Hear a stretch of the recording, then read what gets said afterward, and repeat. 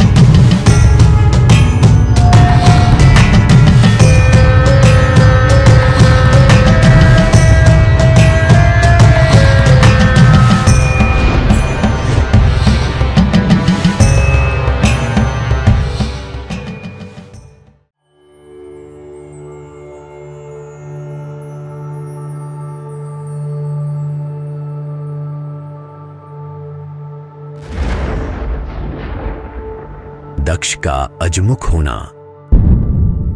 और शक्तिपीठों की उत्पत्ति। वीरभद्र के नेतृत्व में दक्ष यज्ञ विध्वंस कर दिया गया। यज्ञ की अग्नि बुझा दी गई, यज्ञ पात्र फोड़ दिए गए। प्रजापतियों की सभा में दाढ़ी दिखाकर हंसने वाले भृगु ऋषि की दाढ़ी उखाड़ दी गई। भग देवता ने शाप देते हुए दक्ष को नेत्रों से संकेत करके बढ़ावा दिया था, इसलिए उनकी आंखें निकाल ली गईं। दांत दिखाकर हंसने वाले पूषा देवता के दांत उखाड़ दिए गए। दक्ष का मस्तक काटकर यज्ञ कुंड में जला दिया गया। भागवत के अनुसार बस इन कुछ घटनाक्रमों में ही दक्ष यज्ञ विध्वंस हो जाता है, लेकिन शिव पुराण में यह कथा बड़े विस्तार से मिलती है। तदनुसार सती के देह त्याग के पश्चात एक आकाशवाणी ने दक्ष और उसके सहयोगी देवताओं की अत्यंत भर्त्सना की। भयानक अपशकुन होने लगे। दक्ष अब बहुत घबराया। अपनी रक्षा के लिए उसने विष्णु के चरण पकड़ लिए। विष्णु बोले कि शिव के अपमान का यही दुष्फल है। इतने में ही वीरभद्र का आगमन हुआ तो उसकी विकट सेना देखकर भयभीत हुआ दक्ष फिर से विष्णु के चरणों में लौट गया और रक्षा की याचना करने लगा। विष्णु ने कहा कि शरणागत और यज्ञों की रक्षा मेरा कर्तव्य है, किंतु शिव से विमुख होने का फल सबको अवश्य भोगने मिलेगा। लगता है आज मैं भी अपने सुदर्शन चक्र को निश्चय ही खो दूंगा। शिव का दिया हुआ यह चक्र वीरभद्र पर प्रहार करते ही निश्चय ही बिना उसे मारे शिव के पास लौट जाएगा। इधर यह चर्चा हो ही रही थी कि तभी वीरभद्र यज्ञ मंडप में आ धमका। देवताओं ने उससे युद्ध किया। वीरभद्र के प्रहारों से प्रताड़ित देवता पराजित होने लगे तो विष्णु युद्ध में सामने आए। वीरभद्र ने पूछा कि हे हरे, आप कब से शिवद्रोही हो गए? विष्णु बोले कि मैं शिवद्रोही नहीं हूं, पर जैसे शिव भक्त के अधीन हैं, वैसे ही मैं भी भक्त के अधीन हूं। हे रुद्र तेजस्वरूप वीरभद्र, मैं आपसे युद्ध करूंगा और आप मुझसे युद्ध कीजिए। जो होनहार होगा सो होगा ही। वीरभद्र ने कहा कि मैंने जो बात की थी वह केवल परीक्षा के लिए ही थी। मेरे लिए तो जैसे शिव वैसे ही आप भी हैं। उसके पश्चात भीषण युद्ध हुआ।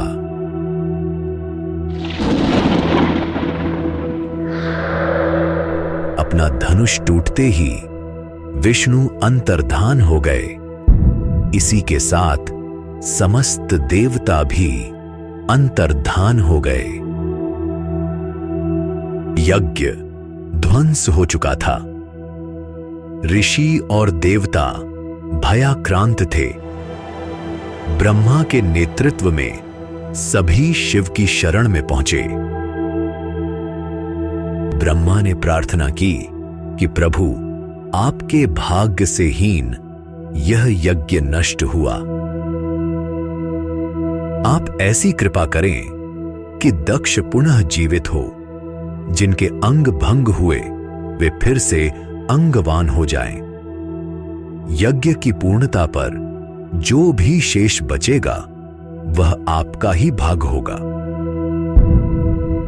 शिव बोले कि दक्ष जैसे नासमझों के अपराध की न तो मैं चर्चा करता और न ही उनका स्मरण, बस सावधान करने हेतु थोड़ा दंड दिया है। दक्ष को बकरे का मुख लगा दिया जाए, भृगु की दाढ़ी बकरे की सी हो जाए। भग देवता मित्र देव के नेत्रों से देखें, पिसा हुआ खाने वाले पूषा यजमान के दांतों से भक्षण करें। जिनकी भुजाएं टूट गईं, वे अश्विनी कुमारों की भुजाओं से कार्य करें। जिनके हाथ टूटे वे पूषा के हाथ से कार्य करें। इस प्रकरण का एक अर्थ तो हुआ कि पारस्परिक सहयोग से कार्य किया जाए। जिसके शरीर में जो न्यूनता है उसे दूसरा अपने सहयोग से ढक दे। एक और अर्थ भारतीय प्राच्य विज्ञान की ओर संकेत करता है। पूषा को नकली दांत लगाए गए हों, मित्र देवता का नेत्र भग के शरीर में प्रत्यारोपित किया गया हो।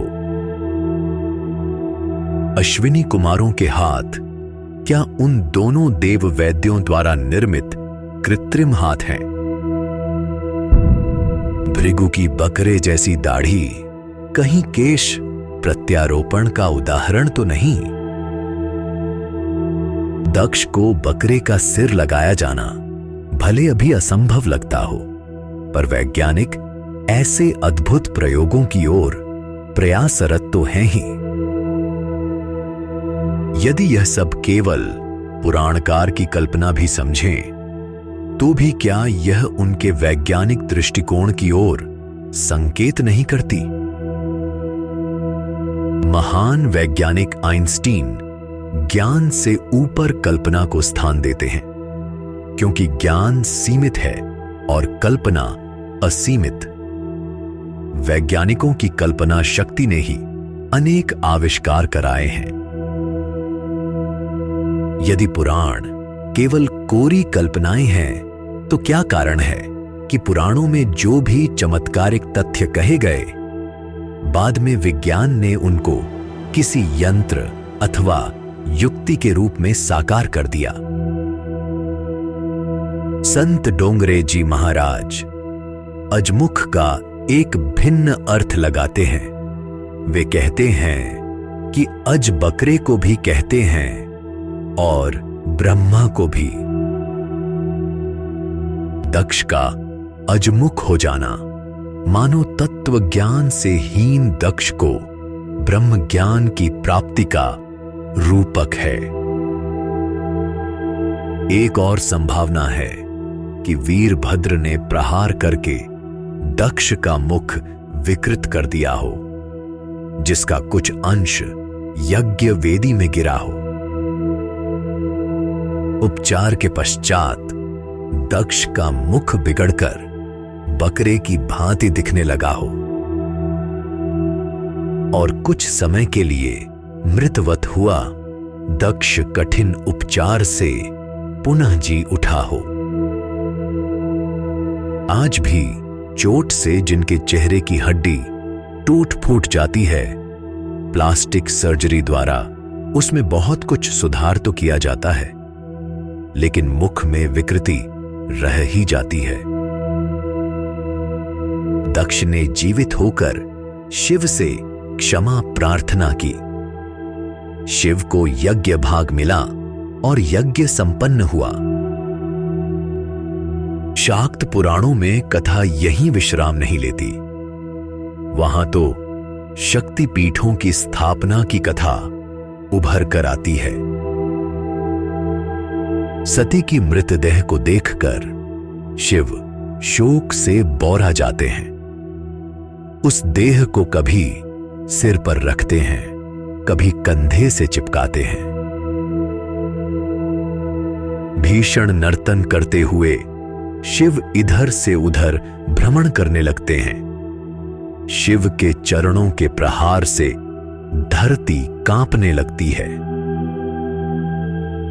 देवता इस नए संकट से भयभीत हो जाते हैं। शिव का विकट तांडव रोकने के लिए, उनको शोक की इस चरमावस्था से बाहर निकालने के लिए विष्णु सती की देह को सुदर्शन चक्र से काट डालते हैं। जहां जहां सती के अंग गिरते हैं, वहां वहां शक्तिपीठ स्थापित हो जाते हैं।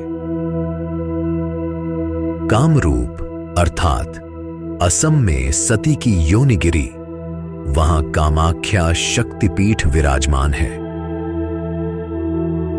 कांगड़ा में देवी की जीभ गिरी, जहां अब ज्वाला देवी शक्तिपीठ है। उज्जैनी में देवी की कोहनी गिरी थी। ऐसे ही अनेक शक्तिपीठ धरती पर बन गए।